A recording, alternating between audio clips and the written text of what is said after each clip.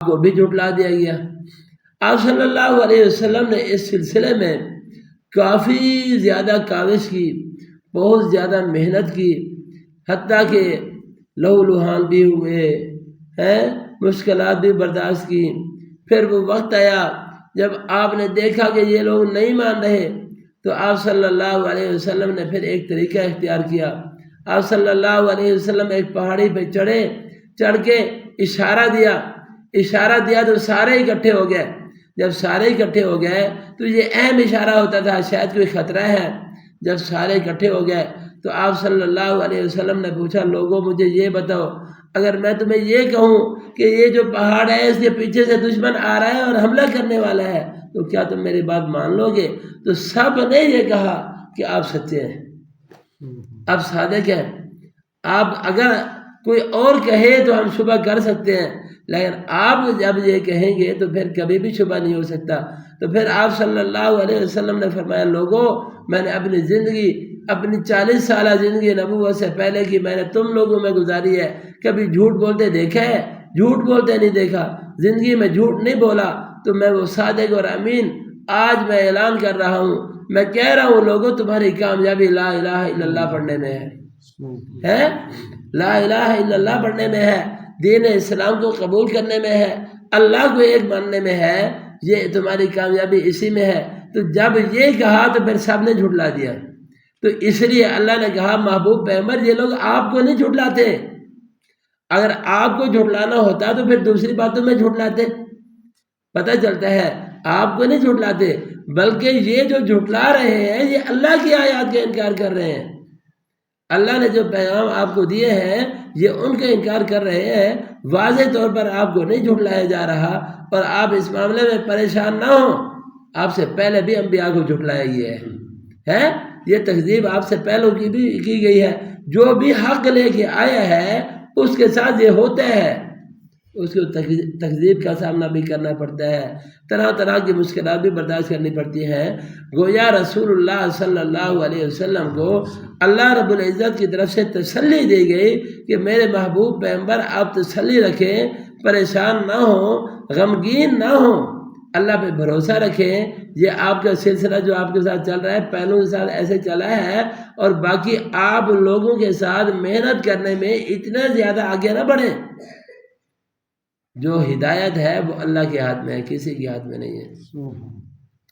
اگر کسی کے ہاتھ میں ہوتی، آگے آ رہا ہے قرآن پاک میں کہ اگر آپ کچھ کر سکتے ہیں تو پھر ایسے کر لیں، اگر پیغمبر آپ ایسے کر سکتے ہیں تو کچھ کر لیں، زمین میں کوئی سرنگ ڈھونڈ لیں یا کوئی سیڑھی دیکھ لیں جو آسمان کے اوپر چڑھتی ہو ہے۔ بسم اللہ الرحمن الرحیم، قد نعلم انه ليحزنك الذي يقولون فانهم لا يكذبونك ولكن الظالمين بآيات الله يجحدون۔ صدق اللہ العلی العظیم۔ قد نعلم انه، تحقیق ہم جانتے ہیں کہ بے شک لَيَحْزُنُكَ الَّذِي يَقُولُونَ، آپ صلی اللہ علیہ وسلم آپ کو غمگین کرتی ہیں وہ باتیں جو وہ کہتے ہیں۔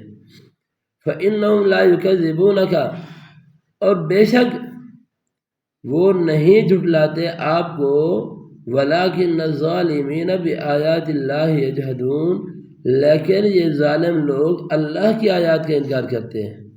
وَلَقَدْ كُذِّبَتْ رُسُلٌ مِّن قَبْلِكَ فَصَبَرُوا عَلَىٰ مَا كُذِّبُوا، اور البتہ تحقیق جھٹلایا گیا آپ سے پہلے کئی رسولوں کو، فَصَبَرُوا، پھر انہوں نے صبر کیا، عَلَىٰ مَا كَذَّبُوا، اس پر جو وہ جھٹلائے گئے، وَأُوذُوا، اور وہ تکلیف دیے گئے، حَتَّىٰ أَتَاهُمْ نَصْرُنَا، یہاں تک کہ ان کے پاس ہماری مدد آ گئی۔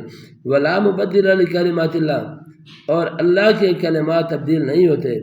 وَلَقَدْ جَاءَكَ مِن نَّبَإِ الْمُرْسَلِينَ، اور البتہ تحقیق آپ کے پاس رسولوں میں سے کافی رسولوں کی خبریں پہنچ چکی ہیں۔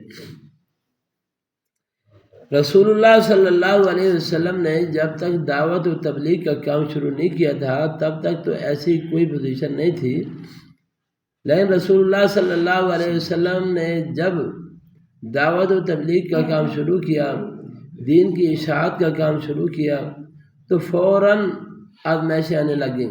وہ پیغمبر دو جہاں صلی اللہ علیہ وسلم جنہوں نے نبوت سے قبل تقریباً 40 برس کا عرصہ 40 سال اپنی زندگی کے مکہ مکرمہ میں گزارے، انہی لوگوں میں گزارے، اٹھنا بیٹھنا ان لوگوں کے ساتھ تھا، ساری گزر اوقات ان کے ساتھ تھے، تو وہ آپ صلی اللہ علیہ وسلم کے تمام معمولات کو جان کر آپ کا نام آپ نہیں پکارتے تھے، بلکہ آپ کو صادق اور امین کہتے تھے کہ آپ سچے ہیں، آپ امانت دار ہیں، آپ صادق ہیں، ایسے سچے کہ جس کی مثال نہیں ہے، آپ ایسے امانت دار ہیں جن کی کوئی مثال نہیں مل سکتی۔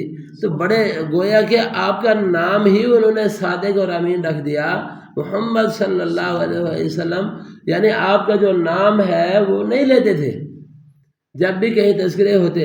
تو جب اتنے زیادہ سچے رسول، اتنے زیادہ محبوب پیغمبر صلی اللہ علیہ وسلم نے جب دعوت کا کام شروع کیا تو آپ کو بھی جھٹلا دیا گیا۔ آپ صلی اللہ علیہ وسلم نے اس سلسلے میں کافی زیادہ کاوش کی، بہت زیادہ محنت کی، حتیٰ کہ لہو لہان بھی ہوئے ہیں، مشکلات بھی برداشت کی۔ پھر وہ وقت آیا جب آپ نے دیکھا کہ یہ لوگ نہیں مان رہے، تو آپ صلی اللہ علیہ وسلم نے پھر ایک طریقہ اختیار کیا۔ آپ صلی اللہ علیہ وسلم ایک پہاڑی پہ چڑھ کے اشارہ دیا تو سارے اکٹھے ہو گئے۔ جب سارے اکٹھے ہو گئے تو یہ اہم اشارہ ہوتا تھا، شاید کوئی خطرہ ہے۔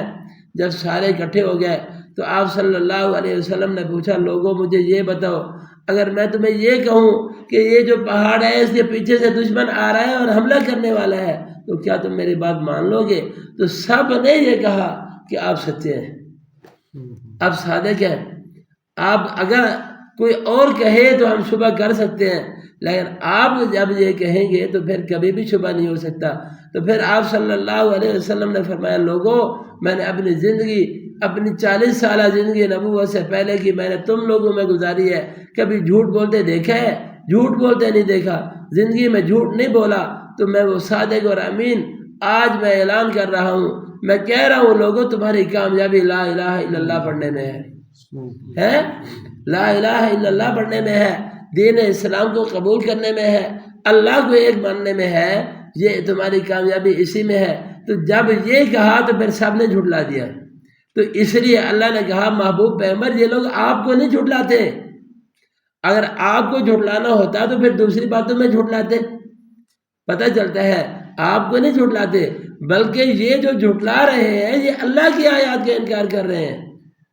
اللہ نے جو پیغام آپ کو دیے ہیں یہ ان کا انکار کر رہے ہیں، واضح طور پر آپ کو نہیں جھٹلایا جا رہا، اور آپ اس معاملے میں پریشان نہ ہوں، آپ سے پہلے بھی انبیاء کو جھٹلایا گیا ہے، یہ تکذیب آپ سے پہلوں کی بھی کی گئی ہے۔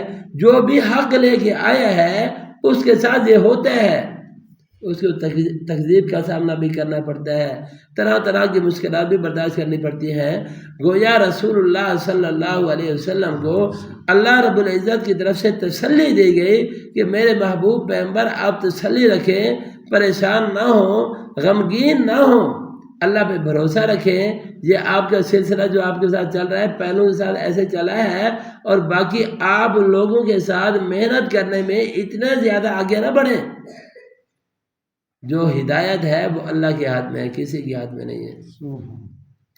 اگر کسی کے ہاتھ میں ہوتی، آگے آ رہا ہے قرآن پاک میں کہ اگر آپ کچھ کر سکتے ہیں تو پھر ایسے کر لیں، اگر پیغمبر آپ ایسے کر سکتے ہیں تو کچھ کر لیں، زمین میں کوئی سرنگ ڈھونڈ لیں یا کوئی سیڑھی دیکھ لیں جو آسمان کے اوپر چڑھتی ہو، آپ ایسا کر لیں، اور پھر کوئی نہ کوئی نشانی ان کے لیے لے کے آئے، یہ تب بھی نہیں مانیں گے جب تک ہدایت اللہ کی طرف سے نہیں ملے گی۔ ہدایت اللہ کے ہاتھ میں ہے، جب ہدایت اللہ کے ہاتھ میں ہے، اللہ کے غیر کے ہاتھ میں نہیں ہے، تو پھر اللہ نے کہا کہ میرے محبوب پیغمبر آپ کو تھکنے کی ضرورت نہیں ہے، اس لیے جن کے مقدر میں ہدایت ہے انہیں مل جائے گی۔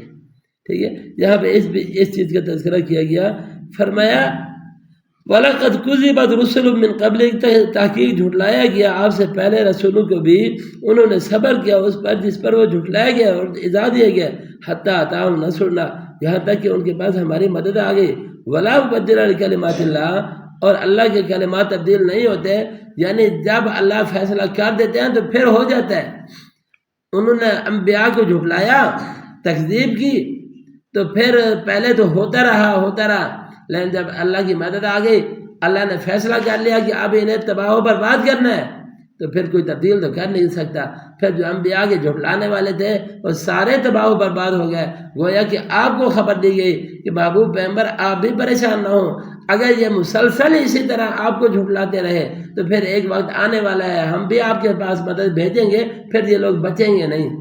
پھر ایسے ہوا۔ غزوہ بدر میں کتنے تھے؟ 313 تھے صحابہ، ہیں؟ کچھ بھی نہیں تھا، بے سر و سامان تھے۔ اللہ کی مدد آئی تو سب کافروں کو کاٹ کے رکھ دیا، ٹھیک ہے۔ تو پھر اللہ رب العزت نے یہاں پہ مدد کی خوشخبری دی۔ اللہ پاک سمجھنے کی، عمل کرنے کی توفیق عطا فرمائے۔